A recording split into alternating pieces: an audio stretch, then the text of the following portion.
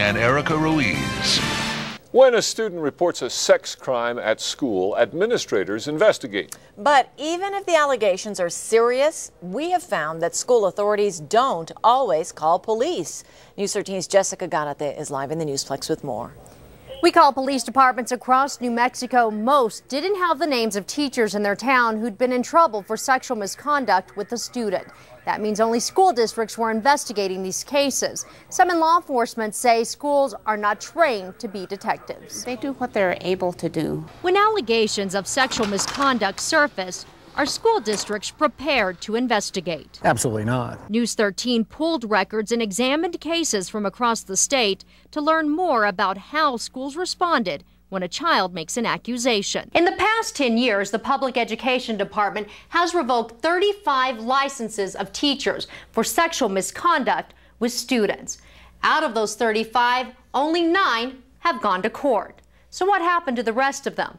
Many school districts couldn't tell us. So we called police departments across the state to find out if those cases were ever turned over to investigators.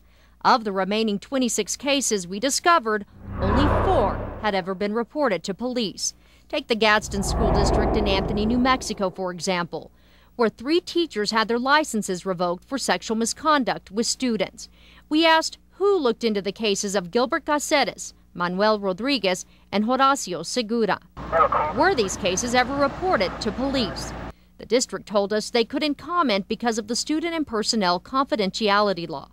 District after district, we got the same lack of response. Some schools said they couldn't locate the files. The West Las Vegas School District, for example, purges its records after 7 years.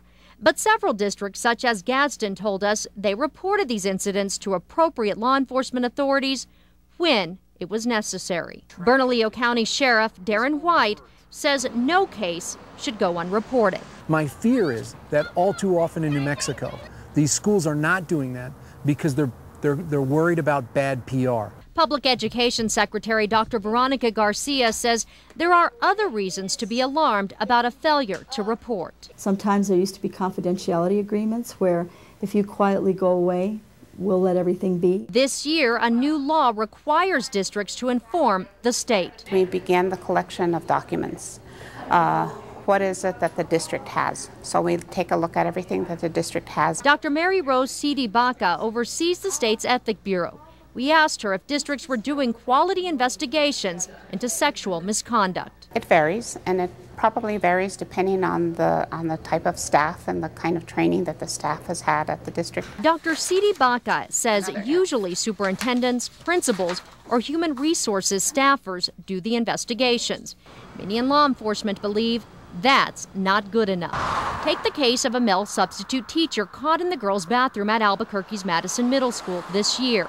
A staff member reported the incident immediately, but administrators failed to act for 10 days. Sheriff White says law enforcement should always be called first. It's easy to take a look at this and decide there's nothing criminal and then let a school district handle it administratively. But Cidi Baca says the Ethics Bureau makes sure all cases are investigated thoroughly. Regardless of what the districts send us, we will fill in whatever needs to happen. When we make a call by saying, you know what, we don't need law enforcement, that could be the mistake that costs the safety of our children. Dr. Cidi Baca says the 2 state investigators have years of experience. One worked as an officer for 25 years. The other has an education background. Erica? That's troubling. All right, Jessica. And News 13 also found 10 more people lost their teaching licenses because of internet